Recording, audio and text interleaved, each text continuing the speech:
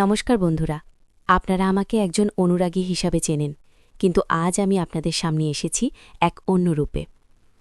আমার কাছে এমন কিছু গল্প আসে যা শুধু আবেগের নয়, অনুভূতির এক গভীর সমুদ্র। আজ যে গল্পটি বলবো তা এমনই এক অনুরাগী আমাকে পাঠিয়েছেন। তার নাম প্রকাশ করতে তিনি চান না, শুধু বলেছেন এই গল্পটি যেন সমাজের আড়ালে থাকা কিছু সত্যকে তুলে ধরে। এই গল্পটি শুধু একটি সম্পর্কের নয়, বরং দুটি হৃদয়ের এক চটি আবর্তের কথা বলবে। পুরো গল্পটি মন দিয়ে শুনবেন, কারণ গল্পের কোনো এক ফাঁকে আমি আমার ব্যক্তিগত আইএমও নাম্বারটি দেব, তাই নাম্বারটি পেতে হলে পুরো গল্পটি মনোযোগ দিয়ে শুনতে হবে। আমার নাম মিতালি, বয়স ৪৫-এর কোঠায়। চারপাশের লোকেদের কাছে আমি এক আদর্শ বাঙালি গৃহবধূ। স্বামী, ২ ছেলেমেয়ে, ভরা সংসার। স্বামী অয়ন পেশায় একজন ইঞ্জিনিয়ার, ব্যস্ত মানুষ, তবু বাড়ির প্রতি, পরিবারের প্রতি তার টান প্রবল। কিন্তু আজকাল বড় একা লাগে, মনে হয় যেন সব আছে তবু কিছু নেই। ঠিক এই সময়েই গল্পে এন্ট্রি নিল রিক। রিক আমার চাচাতো বোন রিনার স্বামীর বন্ধু। ব্যাপারটা শুনতে হয়তো একটু জটিল লাগছে, কিন্তু আসলে তা নয়। রিনাদের বিয়ে হয়েছিল বছর 10 আগে। রিক ওদের বিয়ের অনুষ্ঠানেই প্রথম আসে। তারপর থেকেই ওদের যাওয়া আসা। অয়ন ও রিককে বেশ পছন্দ করে। ওদের আড্ডা, পিকনিক সব জায়গায় আমি প্রায়ই থাকতাম। কিন্তু রিককে আমি সেভাবে খেয়াল করিনি।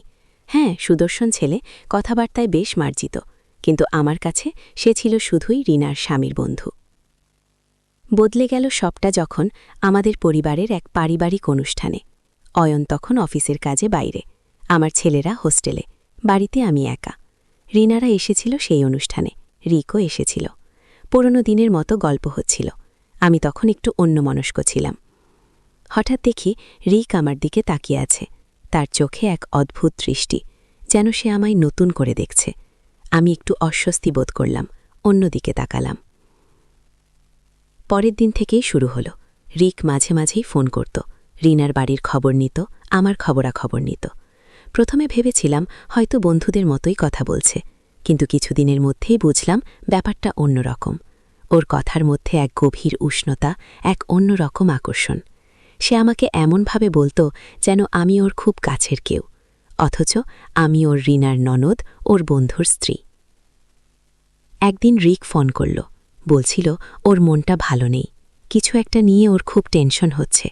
আমি ওর কথা শুনলাম, ওর পুরুষালী কণ্ঠস্বর, ওর আকুতি, সব মিলিয়ে আমার মনটা কেমন যেন করে উঠল। আমি ওকে সান্ত্বনা দিলাম। এই প্রথমবার আমার মনে হল রিকের প্রতি আমার এক অন্য রকম অনুভূতি তৈরি হচ্ছে, এক নিষিদ্ধ, অজানা আকর্ষণ। ব্যাপারটা আমার জন্য নতুন ছিল। আমি সারা জীবন একটা ছকে বাঁধা জীবনে অভ্যস্ত। হঠাৎ এই অনুভূতিগুলো আমাকে নাড়া দিচ্ছিল। ভয় লাগছিল, কিন্তু এক অবর্ণনীয় আনন্দও হচ্ছিল। মনে হতো আমি যেন নতুন করে বেঁচে উঠছি। রিকের ফোন ক্রমশ বাড়তে লাগল। মাঝে মাঝে দেখা হতো, হয়তো কোনো অনুষ্ঠানে বা রিনার বাড়িতে। দেখা হলেই ওর চোখ খুঁজত আমায়। আমাদের দুজনের মধ্যে তৈরি হয়েছিল এক অলিখিত বোঝাপড়া। আমরা দুজনে অন্য সবার থেকে একটু আলাদা হয়ে যেতাম। কিছুক্ষণের জন্য হলেও আমরা যেন এক অন্য জগতে চলে যেতাম। একদিন রিক আমাকে ফোন করে বলল ও আমার সাথে একা দেখা করতে চায়, খুব জরুরি কথা আছে। আমি প্রথমে রাজি হতে পারিনি, ভয় লাগছিল, সমাজের ভয়, সংসারের ভয়। কিন্তু রিকের আকুতি, ওর কণ্ঠের সেই আরতি আমাকে শেষমেশ রাজি করিয়েই ছাড়ল। আমরা দেখা করলাম এক নির্জন পার্কে। বিকেল গড়িয়ে সন্ধে নামছিল, চারপাশটা কেমন শান্ত। রিক আমার সামনে এসে দাঁড়াল, ওর চোখে সেই একই গভীর আকর্ষণ। আমার দিকে তাকিয়ে ও বলল, মিতালি, আমি জানি এটা ঠিক না, কিন্তু আমি আর নিজেকে আটকাতে পারছি না, তোমাকে আমি। রিকের কথা শেষ হল না। আমি ওর হাত ধরলাম। ওর স্পর্শে আমার সমস্ত শরীর কেঁপে উঠল। মনে হলো আমি এক অনন্ত সাগরে ডুবে যাচ্ছি। আমাদের দুজনের মধ্যে সেই মুহূর্তে কোনো সমাজ ছিল না, কোনো নিয়ম ছিল না, শুধু ছিল দুটো শরীর, দুটো মন, আর এক তীব্র, নিষিদ্ধ আবেগ। রিকের ঠোঁট আমার ঠোঁটের কাছে চলে এলো। আমি চোখ বন্ধ করলাম। প্রথম স্পর্শ, এক বিদ্যুতের মতো শিহরণ খেলে গেল সারা শরীরে। সেই মুহূর্তে মনে হচ্ছিল এই নিষিদ্ধ অনুভূতিটাই আমার জীবনের আসল আশ্রয়। এরপর সবটাই যেন এক ঘোরের মধ্যে দিয়ে যেতে লাগল। রিক প্রায়ই আমার সাথে দেখা করত, কখনো ওর ফ্ল্যাটে, কখনো আমার বাড়ির কাছাকাছি কোনো ফাঁকা জায়গায়। আমাদের গোপন অভিসারগুলো ছিল এক চরম উত্তেজনার। প্রতিবারই মনে হতো ধরা পড়ে যাব, কিন্তু এই ভয়টাই যেন আমাদের অনুভূতিগুলোকে আরও তীব্র করে তুলত। রিকের কাছে আমি আমার সব দুঃখ, সব একাকিত্ব ভাগ করে নিতাম। ও আমাকে বুঝত, আমাকে ভালোবাসত। আমি জানতাম এটা অন্যায়। অয়নের প্রতি, আমার পরিবারের প্রতি আমি বিশ্বাসঘাতকতা করছি, কিন্তু রিকের সান্নিধ্য আমাকে এমন এক আশ্রয় দিত যা আর কোথাও পেতাম না। একদিন রিক আমার বাড়িতে এলো। অয়ন তখন অফিসের কাজে বাইরে, ছেলেমেয়েরাও নেই, শুধু আমি। রিক এসে আমাকে জড়িয়ে ধরল। ওর চোখে মুখে এক অন্যরকম আলো। ও বলল, মিতালি, আমি তোমাকে ছাড়া বাঁচতে পারবো না, চলো আমরা সব ছেড়ে পালিয়ে যাই। ওর কথা শুনে আমার বুকটা ধুকপুক করতে লাগলো। একদিকে রিক, অন্যদিকে আমার সংসার। এক নামই প্রশ্ন, আমার আগামী। আমি কি করব? আমাদের সম্পর্কটা ক্রমশ আরও গভীর হচ্ছিল। রিক প্রায়ই আমার বাসায় আসা যাওয়া করত। মাঝে মাঝে সে আমার ও আমার স্বামীর জন্য উপহার নিয়ে আসত। আমরা হাসতাম, কথা বলতাম, কিন্তু এই সবটাই ছিল এক নাটক। আমার ভেতরে তখন এক গভীর দ্বন্দ্ব কাজ করত। একদিকে রিকের প্রতি ভালোবাসা, অন্যদিকে অয়নের প্রতি অপরাধবোধ। একদিন রিক আমার জন্য এক বিশেষ উপহার নিয়ে এসেছিল, একটি সুন্দর শাড়ি। আমি ওটা পরলাম। রিক আমাকে দেখে মুগ্ধ হয়ে গেল। ওর চোখে মুখে সেই পরিচিত আবেগ। ও বলল, এই শাড়িতে তোমাকে ঠিক অপ্সরার মতো লাগছে মিতালি। সেই রাতে আমরা আরও একবার একে অপরের কাছাকাছি এলাম। আমার শরীর মন তখন রিকের দখলে, কিন্তু হঠাৎই আমার মনে এক অজানা ভয় ঢুকে পড়ল। যদি কেউ দেখে ফেলে, যদি অয়ন জেনে যায়, এই ভয় আমাকে কুঁড়ে কুঁড়ে খাচ্ছিল। একদিন আমি রিককে বললাম, রিক, আমাদের এই সম্পর্কটা এভাবে চলতে পারে না, এটা খুবই বিপজ্জনক। রিক আমার হাত ধরে বলল, ভয় পেও না মিতালি, আমি তোমার পাশে আছি, আমরা একসাথে সব মোকাবেলা করব। কিন্তু আমার মন মানছিল না।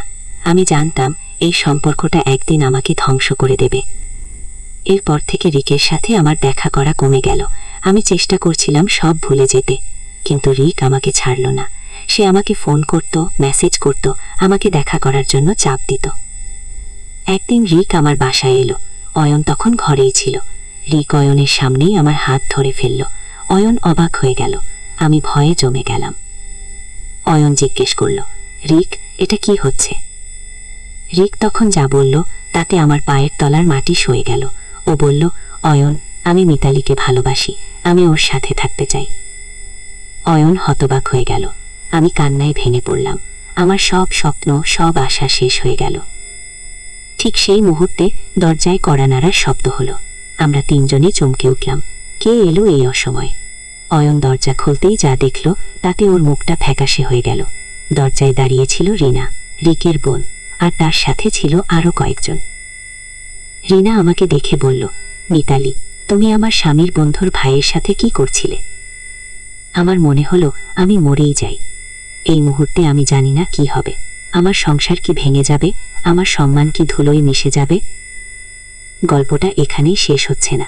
এই টানটান উত্তেজনার মুহূর্তে আপনাদের কাছ থেকে আমি জানতে চাই, এরপর কি হওয়া উচিত। আপনারা কি চান আমি এই গল্পের দ্বিতীয় পর্ব আপনাদের শোনাই? তাহলে কমেন্ট করে জানান। আর হ্যাঁ, সাবস্ক্রাইব করতে ভুলবেন না, কারণ পরের পর্বে আমি আপনাদের জানাবো এরপর আমার জীবনে কি ঘটেছিল আর রিকের আসল উদ্দেশ্য কি ছিল। এই গল্পের কোনো এক ফাঁকে আমি আমার ব্যক্তিগত IMO নাম্বারটি গিয়েছিলাম। যারা সেই নাম্বারটি পেতে চান তারা অবশ্যই পুরো গল্পটি মনোযোগ দিয়ে শুনেছেন। আপনাদের উত্তরের অপেক্ষায় রইলাম।